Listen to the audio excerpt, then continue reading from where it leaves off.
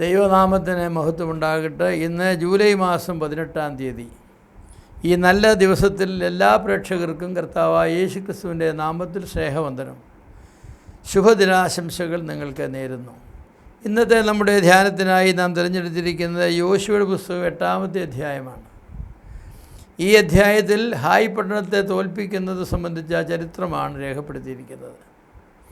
ഇന്നലെ നാം കണ്ടല്ലോ, ഹായ് പട്ടണത്തിലെ ഇസ്രായേൽ മക്കൾക്ക് തോൽക്കുവാനിടയായത് ആഖാൻ എന്ന് പറഞ്ഞതായിരിക്കുന്നത് മനുഷ്യൻ്റെ പാപനിമിത്തമാണ്. യോശുവ ദൈവസന്നിധിയിൽ പോയി കിടന്ന് കരഞ്ഞു, ദൈവത്തോട് പറഞ്ഞു, എന്തുകൊണ്ട് നീ ഞങ്ങളെ കനാനിലേക്ക് കൊണ്ടുവന്നത് അവരുടെ കയ്യാൽ ഞങ്ങൾ കൊല്ലപ്പെടുവാനാണോ? ദൈവം യോശുവയോട് പറഞ്ഞു, പാപം പാളയത്തിലുണ്ട്. ശപിക്കപ്പെട്ട വസ്തുക്കൾ എടുക്കരുതെന്ന് പറഞ്ഞു. ജനത്തിലൊരാൾ അത് എടുത്തു, അതുകൊണ്ടാണ് തോറ്റതെന്ന് പറഞ്ഞു. ഞാൻ പറയാം, ദൈവജനത്തിനിടയിൽ പാപമുള്ളപ്പോൾ നമുക്ക് വിജയിക്കാനായിട്ട് കഴിയില്ല. സാത്താനെതിരെ നാം ചെയ്യുന്നതായിരിക്കുന്ന യുദ്ധത്തിൽ ജയിക്കണമെങ്കിൽ സാത്താൻ്റെ പ്രലോഭനങ്ങൾക്ക് വഴങ്ങി പാപം ചെയ്തതായിരിക്കുന്ന ആളുകളെ നമ്മുടെ മധ്യത്തിൽ വെച്ചുകൊണ്ടിരുന്നാൽ സാധിക്കില്ല. ശുദ്ധീകരണം കൂടാതെ ആർക്കും ദൈവത്തെ കാണുവാനായിട്ട് കഴിയുകയില്ല. യുദ്ധമെന്ന് പറയുന്നത് ദൈവത്തിൻ്റെ പ്രവൃത്തികളാണ്, ദൈവത്തിൻ്റെ വിജയമാണ്. അത് നമുക്ക് ലഭിക്കണമെങ്കിൽ നാം പാപത്തെ വെറുക്കണം.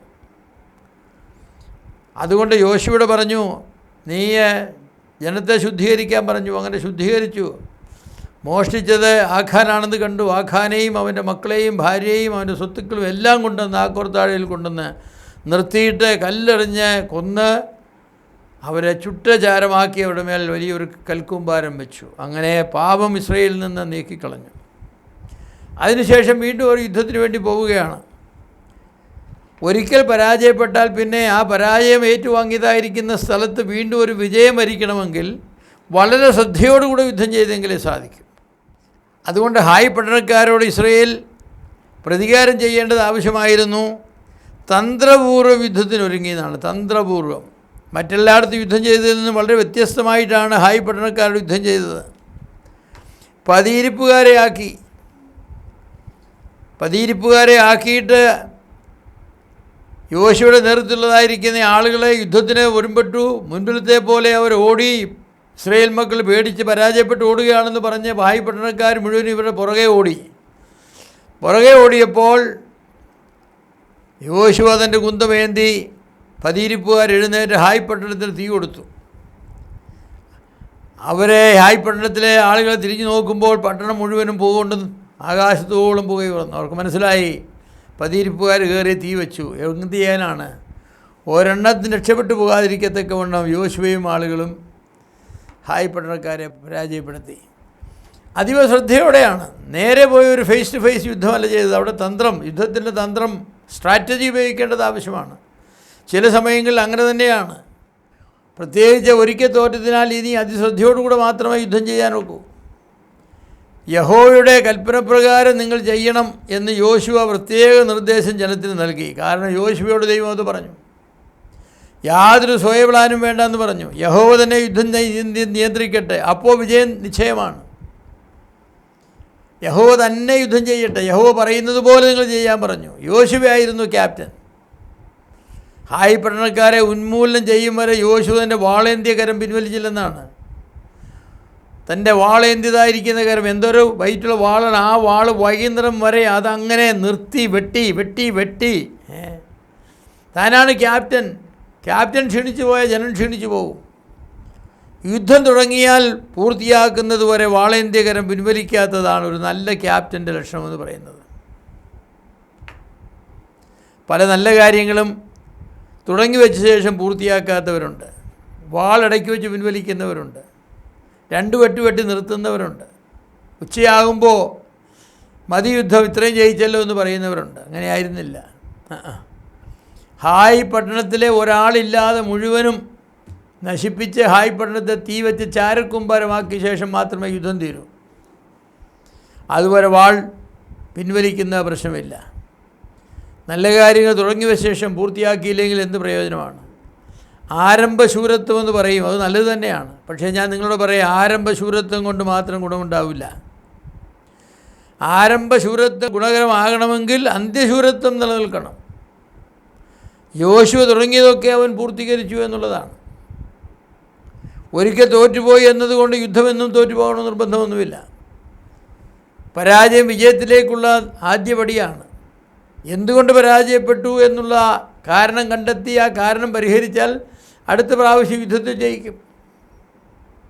യുദ്ധത്തിൽ തോൽവി ജയമുണ്ട് എവിടെയായാലും, അങ്ങനെയാണ്.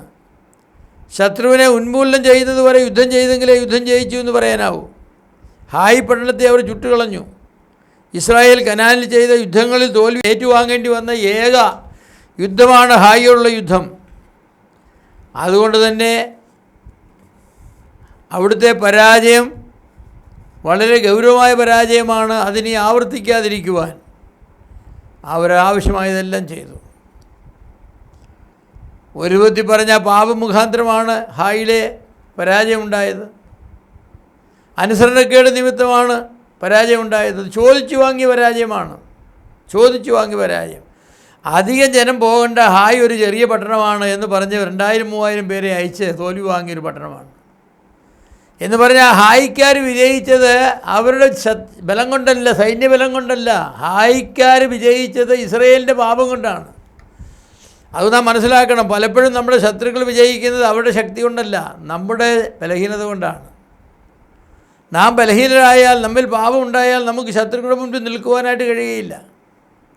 നാം സുവിശേഷ വേല ചെയ്താൽ പലപ്പോഴും ആത്മാക്കൾ രക്ഷിക്കപ്പെടാത്തത് അവിടുത്തെ ആളുകളുടെ ഹൃദയകാഠിന്യം കൊണ്ടല്ല, സുവിശേഷ വേലയ്ക്ക് കടന്നു പോകുന്ന ആളുകളുടെ ഹൃദയത്തിൽ പാപമുള്ളത് കൊണ്ടാണ്. അവർ ദൈവത്തെ സംശയിക്കുന്നത് കൊണ്ടാണ്. അവർ ദൈവത്തെ സ്നേഹിക്കാത്തത് കൊണ്ടാണ്. ആത്മാക്കൾക്ക് വേണ്ടിയുള്ള ഭാരം അവർക്കില്ലാത്തത് കൊണ്ടാണ്. നാം അങ്ങനെയൊക്കെ യുദ്ധം ചെയ്ത് ജയിക്കുകയില്ല. നമ്മുടെ യുദ്ധം ജയിക്കണമെങ്കിൽ അതിന് യുദ്ധത്തിൻ്റെ ശരിയായ യുദ്ധതന്ത്രജ്ഞത നമുക്ക് ആവശ്യമാണ്. നമ്മുടെ ജീവിതത്തിലും പ്രവർത്തനങ്ങളിലും ഒളിച്ചു വെച്ച പാപങ്ങളുണ്ടെങ്കിൽ, ഒരാഖാൻ നമ്മുടെ മധ്യത്തിലുണ്ടെങ്കിൽ നമുക്ക് യുദ്ധം ജയിക്കാനൊക്കില്ല. എത്ര ഒരു പട്ടാളം മുഴുവൻ പോയാലും, 1 കോടി പട്ടാളം പോയാലും വിജയിക്കാനൊക്കില്ല. 2000-നെതിരെ നാം എത്ര പരാജയങ്ങളാണ് പലപ്പോഴും ഏറ്റുവാങ്ങുന്നത്. നമ്മുടെ ശത്രു ശക്തരായതുകൊണ്ടല്ല, നാം ബലഹീനരായി തീർന്നു എന്നുള്ളത് കൊണ്ടാണ്. നമ്മുടെ ശക്തി ചോരുന്നതായിരിക്കുന്ന ചോർച്ച നമുക്കുണ്ട്, പാപം നമുക്കുണ്ട്. ജനത്തിൻ്റെ ഇടയിൽ പാപമുണ്ട്. ആഖാന്മാർ ഒളിച്ചിരിപ്പുണ്ട്. മോഷ്ടിച്ചതായിരിക്കുന്ന തങ്കവും അങ്കിയും കുഴിച്ചിട്ടിട്ടുണ്ട്. അതെടുത്തു മാറ്റി തീ വെച്ച് ചുട്ടുകളയുന്നത് വരെ നമുക്ക് വിജയിക്കുവാനായിട്ട് കഴിയുകയില്ല. യോശുവയെ എനിക്കിഷ്ടമാണ്. കാരണം എന്താണ്? അവൻ ഏന്തിയതായിരിക്കുന്ന വാൾ യുദ്ധം കഴിയുന്നത് വരെ പിൻവലിച്ചില്ലെന്നാണ്. അങ്ങനെ തന്നെ നിന്നു, വെട്ടിക്കൊണ്ട് തന്നെ നിന്നു ശക്തമായിരിക്കുന്ന കരങ്ങൾ. ഇന്നും അങ്ങനെയാണ്. നാം ഓരോരോ കാര്യങ്ങൾ ഏറ്റുവാങ്ങിയിട്ട് അല്പദൂരം കഴിഞ്ഞ ശേഷം നാം പിൻവാങ്ങി പോകും. നടക്കില്ല, കാര്യവും നടക്കില്ല, ഇവിടെ വിജയിക്കില്ല എന്ന് പറയും. അവിശ്വാസമാണ് ഏറ്റവും വലിയ പരാജയ കാരണമെന്ന് പറയുന്നത്. ഹായി പട്ടണത്തോട് പാപം മുഖാന്തരമാണ് പരാജയപ്പെട്ടെങ്കിൽ യോശുവ അതിനനുവദിച്ചില്ല. പാപത്തെ യോശുവ കഠിനമായി ശിക്ഷിച്ചു. ആഖാനെയും കുടുംബത്തെയും കല്ലെറിഞ്ഞു കൊന്നു, തീ വെച്ച് ചുട്ടുകളഞ്ഞു. അതിനുശേഷം ഹായി പട്ടണത്തോട് ധീരമായി പോരാടി. വാളേന്തിയ കുന്തമേന്തിയതിൻ്റെ കരങ്ങൾ പിൻവലിച്ചില്ല. അതങ്ങനെ തന്നെ നിന്നു. ജനങ്ങൾക്ക് കാണത്തക്ക നിലയിൽ നിന്നു. I am here, I am the leader, I am with you, I am fighting എന്ന് പറയത്തക്കവണ്ണം യോശുവ അവർക്ക് മധ്യത്തിൽ നിന്നു. ഇന്നും അങ്ങനെയാണ്. യുദ്ധത്തിന് വേണ്ടി ആളുകളെ മുന്നോട്ട് കൊണ്ടുപോകുന്ന ആളുകളെ യുദ്ധം തുടങ്ങുമ്പോൾ എന്ത് ചെയ്യുമെന്നറിയാമോ? നേതാക്കന്മാർ അവർ വലിഞ്ഞുകളെ യുദ്ധം പരാജയപ്പെടുകയും ചെയ്യും, അനുയായികളെല്ലാം നശിക്കുകയും ചെയ്യും. ഒരിക്കലും വരുത്. യുദ്ധത്തിൻ്റെ നിയമമെന്ന് പറഞ്ഞാൽ ജനറലായാലും ശരി, ക്യാപ്റ്റനായാലും ശരി, യുദ്ധം മുഴുകുമ്പോൾ ക്യാപ്റ്റൻ ഓടിപ്പോയാൽ വെടിവെച്ച് കൊല്ലാനാണ് ക്യാപ്റ്റനെ. എങ്കിലേ നമുക്ക് യുദ്ധം ജയിക്കാനായിട്ട് സാധിക്കും. യോശുവയെ പോലെ കുന്തമേന്തിയ കരങ്ങൾ പിൻവലിക്കാതെ സന്ധ്യ വരെയും അങ്ങനെ പിടിച്ചുകൊണ്ട് നിൽക്കുന്നതായിരിക്കുന്ന ഒരു നേതാവിന് മാത്രം യുദ്ധം ജയിക്കുവാനൊക്കൂ. എൻ്റെ പ്രിയമുള്ളവരെ, ഹായി പട്ടണത്തിലെ പാഠം ഇസ്രയേലിനൊരു പാഠമായിരുന്നത് പോരാ, നമുക്കും അത് പാഠമായിരിക്കണം. ഹായി ചെറുതാണ്, അവർക്ക് യുദ്ധത്തിനുള്ള കഴിവൊന്നും ഉണ്ടായിരുന്നില്ല. പക്ഷേ നമ്മുടെ പാപം, അല്ലെങ്കിൽ ഇസ്രയേലിൻ്റെ പാപം ഹായി പട്ടണക്കാർക്ക് വിജയമായി മാറി. നമ്മുടെ പാപങ്ങൾ ഒരിക്കലും മറ്റുള്ള വിജയത്തിന് കാരണമാകരുത്. നമ്മുടെ പാപങ്ങളെ നാം ഏറ്റുപറഞ്ഞുപേക്ഷിക്കണം. നമ്മുടെ പാപങ്ങളെ ഏറ്റുപറഞ്ഞുപേക്ഷിച്ച് ദൈവസന്നിധി ശുദ്ധീകരണം പ്രാപിച്ച് യുദ്ധം മുന്നോട്ട് പോകണം. അങ്ങനെ യുദ്ധം ചെയ്ത് ദൈവത്തിന് വേണ്ടി ദേശങ്ങൾ പിടിച്ചെടുക്കുവാൻ വലിയവനായ ദൈവം നമ്മെ എല്ലാവരെയും സഹായിക്കട്ടെ. ആമേൻ.